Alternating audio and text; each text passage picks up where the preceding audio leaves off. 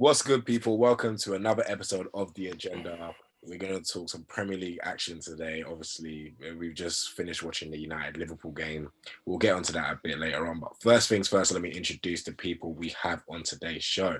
You may know him as the Brown Bayless. You've seen him on the Blitz as well. It is Abbas. What are you saying, bro? I'm very good. Right now we've got some NFL cooking up, but we're here. Let's talk some football. I've got some comments to make about the title race as well. Let's talk some footy, mates. Also, I have Mr. James extended, Mr. James Lewis. Bro, how are you? Feeling 13th. Feeling 13th. Yeah. Hey, it's better than 16th, progress. Slow and steady wins the race, or whatever the man said, or Aesop fables, or whatever the man. But yeah, last but not least, I have my older brother. Actually, my parents decided to have they flopped the first one, so they had me instead. No, I'm joking. Tito, what's good, bro? How are you? Can you imagine? Listen, it's all good, man. I'm blessed. Happy to be here. Honestly, can you imagine? Yeah, I'm happy. You call me to be on this show, and I'm getting abused. I'm your guest. How you treat your guests? Wow. Fantastic. Continue. Yes, your family. But so listen, it is match week 19 for some people or 18 for some people, and United have just played their 18th game, and a 0-0 draw at Anfield. As a United fan, I thought, listen, if there's any time we're going to beat Liverpool, or if anyone's going to beat this record of them losing at Anfield, it would have been today. They had no centre backs. Fabinho did look good centre back though, but they had no centre backs. We just didn't create enough chances. Well, no, I'm lying. We created the better chances. We just couldn't finish. And we didn't need to have the ball. Like, it was there for the taking. Pogba had a chance at the end. Bruno lost the ball more times than he passed to a United player. So nothing new in that, to be fair. I've been saying this Bruno Fernandes guy. Like, I don't know how he does it. I don't want to criticize him because he can't. It's such a weird one. I don't know how he does it. Is that this guy will lose the ball more times than he's passing to a United player, but then come up with a goal. It's like the definition of stat padding. But yeah, he was awful today, in my opinion. Rashford, again, poor with his decision making, but I've been screaming that for like 4 or 5 years now. So listen, it's not a bad result at the end of the day. If someone told me at the start of the season you go to Anfield and get a point, I would take it. The last time we lost away in a Premier League game was Anfield last year.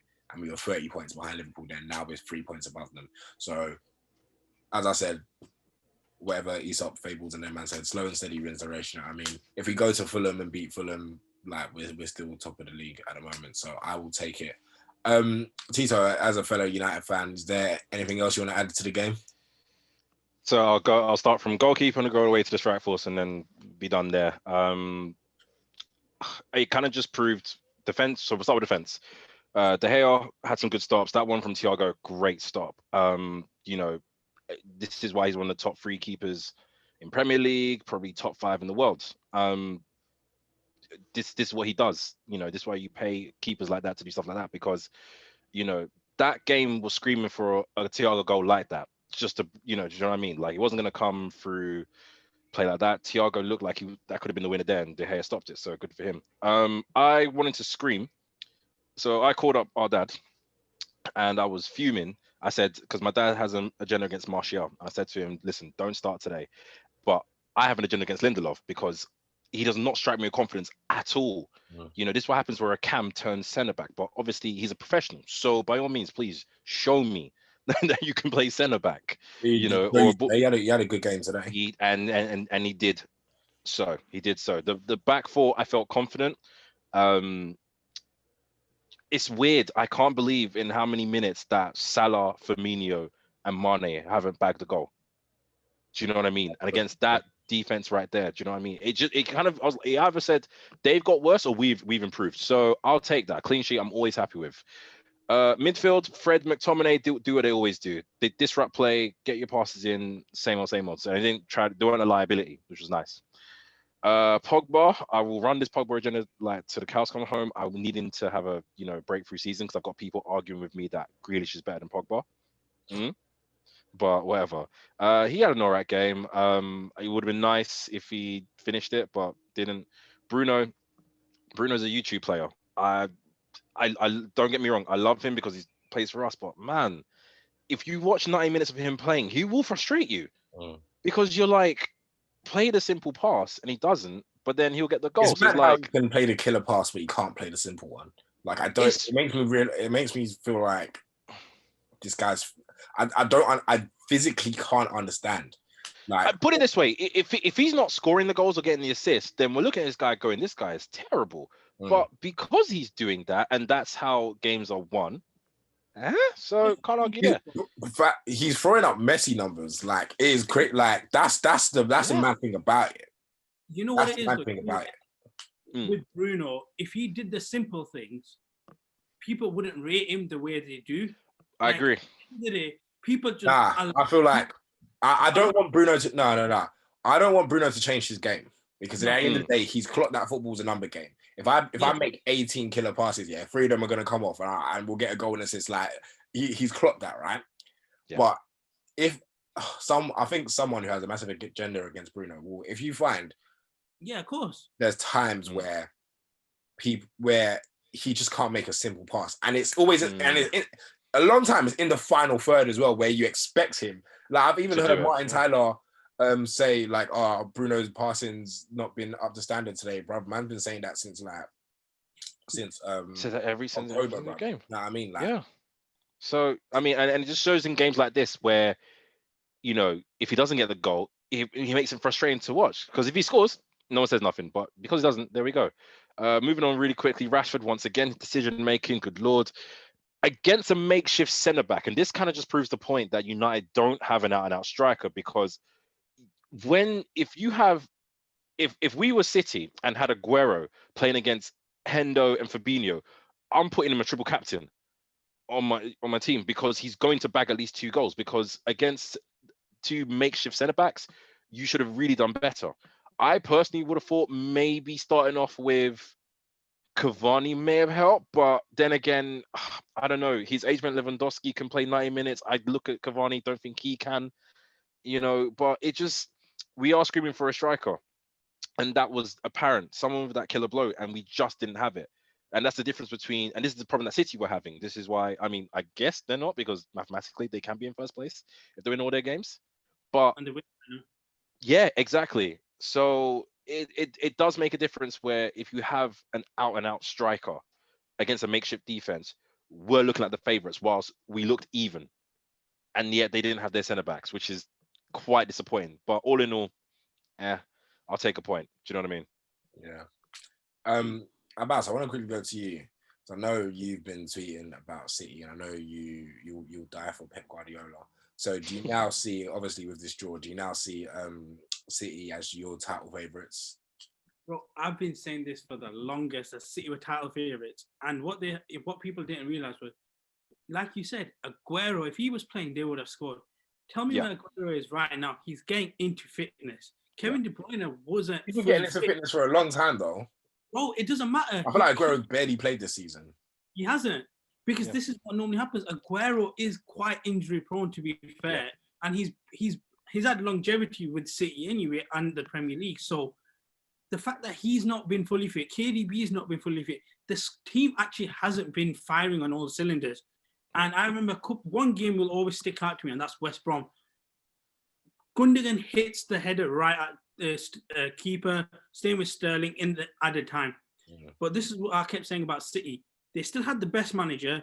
They still, for me, had the best striker in the league, even though he wasn't fully fit. They still had the best midfielder in the league in KDB. And if you put that's a recipe for a title. The fact that last season they burnt out, because you cannot be as consistent as they had been for the 2 seasons they were. So this was going to be the bounce back year. That's why I always said Liverpool were always going to burn out. It's slowly showing that Liverpool will do. And I'm not worried. I've had City favourites every single season. When you start a season, you have Guardiola as your manager. I'll put you favourites to win every single trophy. Now, realistically, that's not going to happen, because you have to prioritise. And right now, Man United are first right now. But I will easily, I'll bank anything that City will come middle of February. End of February, early March, this title race is done. City will have it won already. Title race done in March, bro. Whoa, Brown Bayliss, what's going on, bro? So well, man. I know, that was such a hot take once again. Not mathematically right? Not mathematically, but remember it was at Chelsea. And Yeah, we got like it's like they're a couple points ahead. Yeah, no, I get you. like, yeah, the title's over. Same with Liverpool. You were like, okay, mathematically, someone can win the league title, but you know it's over. That's what's going to happen this season. City, if they get this striker back, then they're good. They've got the easiest Champions League game as well. So come February, they're not going to be struggling then as well. And they've got a set defense. They're pretty well in. They've got only the FA Cup now to worry about. You don't, like I said, you don't have to worry about the Champions League. You've got Cheltenham in the World Cup. They're fine, man. There you go. So that's again, like, you're not even worried about that. The Carabao Cup finals in April, so you calm, you're relaxed. These guys have it in the bag, and I'm pretty sure Guardiola's going to say he's seen the quotes. Guardiola, seen all you lot talk about him like the way you do. So it's there. Man City title favourites, easy. All right, so Man City title favourites from Abbas there.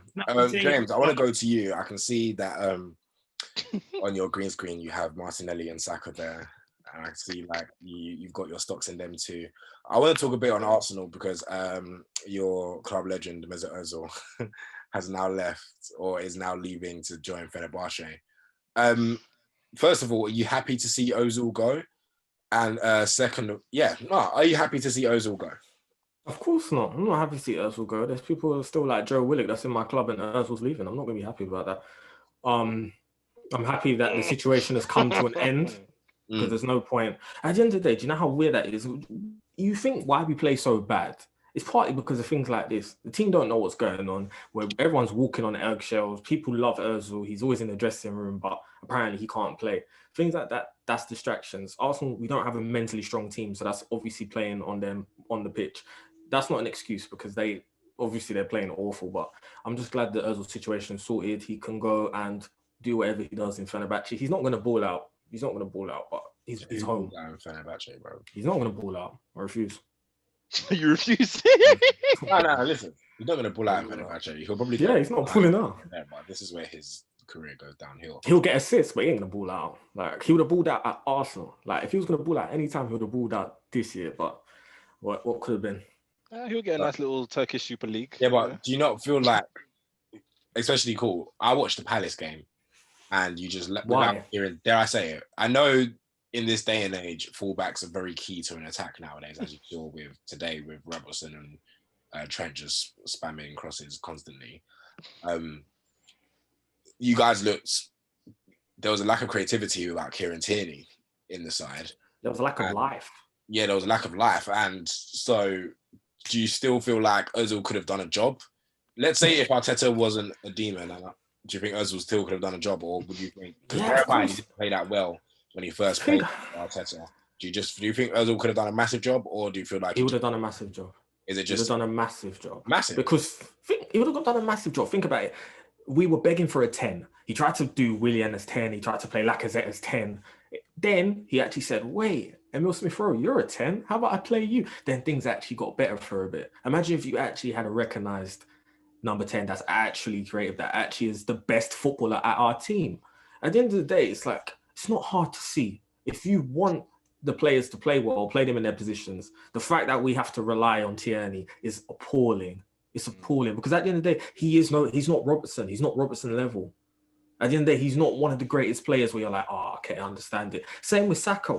He's 20. Why is everything on his shoulders? And the thing is, we don't even know what Saka's going to be because he's a utility player. At the end of the day, he can go from right back. He can go from right wing to like left back. How does that even make sense? Like, so you're stunning his growth because you're not putting him in the same position all the time. So he doesn't know where he's going to go. He's going to end up like Maitland-Niles. What is Maitland-Niles?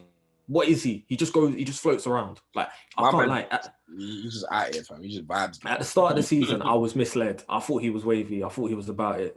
No. A couple penalties against Liverpool, I thought he was something special. I've realised his ceiling. Like, I don't know his ceiling because I don't know what player he is. He's not a centre mid. He's not a right back. He's not a left back. That's the thing. I don't want that to happen to Saka. Hang on. Can I ask you? Sorry, Tony. I know you're hosting. I just want to ask James a question as an Arsenal man because I need to know.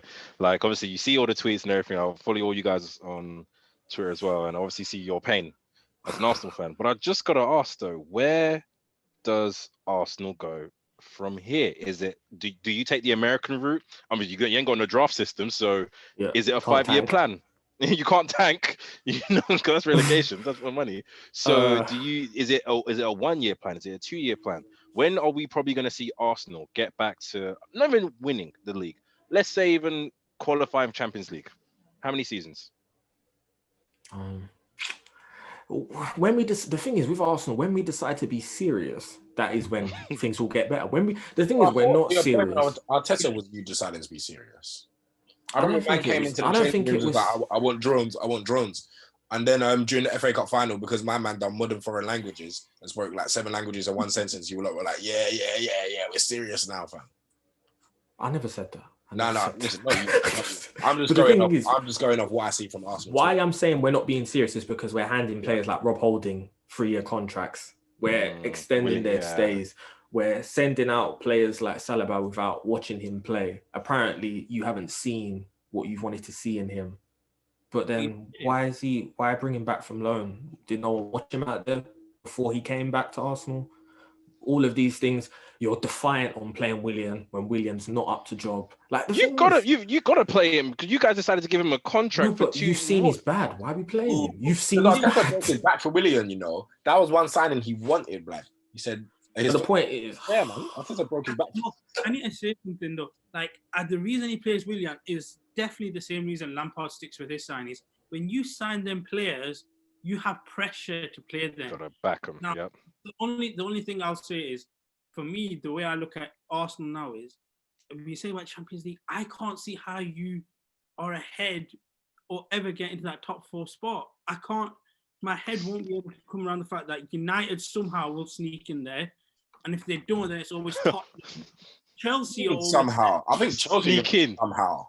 Yeah, like, Chelsea will somehow. Yeah, like we're in the title today. What about you? The Champions League, and you guys are. But even then, what? Thing is, we're more consistent in placing in Champions League spots than you guys are. Or we find our way into the Champions League either through Europa League. Then, if that's the worst case, when top 4, I reckon. Yeah, we are more not on the Fat Frank though. Like you man are looking a bit shaky. Oh, one season Champions League, the second season hasn't ended. Yeah, but I'm saying he's taking you from 3rd to 4th, and now where you guys like 9th, 10th. Don't do positions. Come on. But that's how the league is settled, is it not? Listen, the league is settled positions, but you either end up 1st or 2nd, blood. You know what I mean? Smarter than this. Don't do this. But, don't do this. But I just want to say, like on Ozil, for me, in terms of like talent, since Fabregas, he's the most talented player you guys have had in your team. Might not have been the best, but that left foot had more talent in it than like a full starting 11 or left-footed players that you could get. And I don't know how you went so wrong with him. I just don't get. Well, he went wrong. It's not just Arsenal. No. Yeah. It's not about, where did it go so wrong? He went wrong. This is the thing. I've watched him at the Emirates do nothing. With all that ability in his left foot, he weren't doing nothing with it. Do you feel? Hang on, can I speak as well? And sorry, I didn't mean to interrupt you, Abbas. And this is I feel in that sense that Pogba and Ozil are kind of one and the same. Where it's this kind of thing of, especially with midfielders, where if you're not either stat padding or doing something, then you're playing terrible. Because dare I say, did Ozil look any different, in his prime in Arsenal than he did at Madrid? Yeah, man. Do you know what I mean? He didn't look too different, if I'm completely honest. But you had different teammates. You had different. No. What I'm trying to say is he still played well. I think he ran more. Yeah, no, but Ozil at Madrid was so much better than Ozil at Arsenal. And Ozil at Arsenal. I get what you mean, though. That's why Bruno looks a lot better than he actually is, because his numbers will look good. Yeah. Where his numbers didn't look good all of a sudden, but he keeps possession, he keeps the ball retention and everything. That's not going to suit a lot of people. So I get what you mean. Yeah. I can't see, like how you say, all I hear is you're screaming for creativity. But then the guy that's probably the most creative is gone. Tweeting on his iPhone. But when did Arteta come to Arsenal? 2020 or 2020. Ozil's career at Arsenal died as soon as Sanchez left. I can agree with that. Yeah. I make no you matter right. how creative he was, we didn't see it. He wasn't interested. He wasn't bothered. At the end of the day, it's creative. He weren't showing it because he was fed up. He was fed up. At the end of the day, he said, I don't have players that are on my level. I don't really think I can do this. Instead of fighting through it, he gave up. So it's it's one of those ones, I guess, when you go from, and I don't mean it's all disrespect to Arsenal, whatever, all disrespect, like you go from Real Madrid to Arsenal, and I think it even shocked everybody because everyone was like, yeah, because this wasn't a step up. Yep. This was a step. Put it this way: he goes City or Chelsea. Dare I say, even Chelsea at that time, dare I say, he probably wins the league. Yeah, exactly. Yeah, of course. But sorry, bro. I don't mean to dark on Arsenal that your best creative player is a left back, but like it's the facts. Until we get serious and buy it, that's the thing. With the party situation, yeah, I'm happy he's here, but I would have happily gone for Aouar instead because he was creative. At the end of the day, what Party does right now is not. I don't know what he's kind of like, what his special moment is for us, what he's going to change that's going to really help us out of this situation. He's a good player, yeah, but he's not that creative. Because I feel with him as well. I mean, you guys must be paying your players well, because from my head, if I'm doing for real, honestly, because in my head, I'm looking at Thomas Partey. I've just gone from a Champions League team and a team that's potentially about to win La Liga, as it stands right now, to a team that could be fighting relegation. So you must be paying me well then. Or my unused substitute fee is paying me well. So I don't know, Arsenal, man. Good luck to you lot. But anyway, Ozil's gone now, isn't it? So let's see if actually have creativity or it's curious. You know what? I'm just saying Callum Hudson-Odoi leaves as well because he needs to go. Like, cool. Bro. This is what I wanted to say. This is what I want to quickly jump on, because I'm seeing a lot of Chelsea fans saying, why is Callum Hudson-Odoi not starting? Why did we start this guy? So tell me what's going on, because Timo Werner's thinking up, and I'm not even going to talk about Timo Werner too tough. No, we don't have enough time. But because they said he was better than Martial. Can you imagine? Not even better than Bamford, mate. But tell me about Callum Hudson-Odoi. Bro, like when I say this kid is the best player to come out of academy for so long, and he's not playing, we can't understand why. Like the only thing I can think, Lampard, surely. It's Lampard, but there's an internal pressure again for my signings to succeed. I can't spend 50, 60 million on players just have them on the bench. Havertz, I can understand a little bit, but Havertz needs to start playing now as well. But when you have Pulisic, who played well from the lockdown period, it's like, okay, now you can't drop him. What Lampard needs to realize is that these guys that got you there, Tomori is another one that just got frozen out of the blue. These guys got you to the position you were in. So don't let them go. And I will always say this, like every Chelsea man, if Bayern are coming to knock on for your door with a season left and they're giving you 40 million, 45, there's a reason behind that. Hudson-Odoi, I think, found it more safer to be locked up at Chelsea for longer, but then he would have got some form of reassurance as well. Like you're young, you're British, you get the most exposure playing in the Premier League anyway. So I'll stay at Chelsea, but it has backfired on him, and he is literally the difference maker. Like when people say someone's keeping you in a job, it's Hudson-Odoi keeping you in a job. And why? Mason Mount. Mason Mount's calm. That I like Mason Mount anyway. Like you can't argue with a guy that does his job to the best of his ability. He's not going to be world class anyway. He's just a very good player. He does what he needs to do. He pulls up, scores the goal, gets you the win. You can't even complain. So people who get on Mason Mount, the only thing I can say Mason Mount is, bro, give him a break. Give him a day. Give him one game off. He doesn't even need to play Leicester, but somehow he'll be in there. Like, how can you play in an FA Cup game that you don't need to play in? Because you have the confidence, you have the managers backing to always be there anyway. Yeah. Mason Mount's overused, Hudson-Odoi is underused, and Timo Werner is just struggling with confidence, and I'm just praying for him. And I've never prayed for a footballer in my life. Pray harder, bro. Pray harder. Before I came onto the pod I was reading, I'm just praying for you, Timo. I feel bad for him because he's lacking confidence. And like to the point where when you play FIFA, you press R2 and you sprint forward. He had, and then you press R1 circle to finesse. He had that, and it didn't even go on target. Because he didn't have the trait. He didn't have the trait. The finesse trait. I think confidence is massive. Like I've seen it with Martial this season. Like there's been one-on-ones where Martial's missed, and he's just been like, if that was Martial, full on confidence, he would score that. I saw the chance you saw yesterday. Werner was through and goal. He had a couple though. Yeah, it wasn't even just a finesse one. It just went. I said, wow. So this guy's down bad, bro. Like he is down bad. I've never been one of them to lose our players, but we are stunting probably one of our best academy players in a long time's growth. You know what? Yeah. So, do you know? Go on.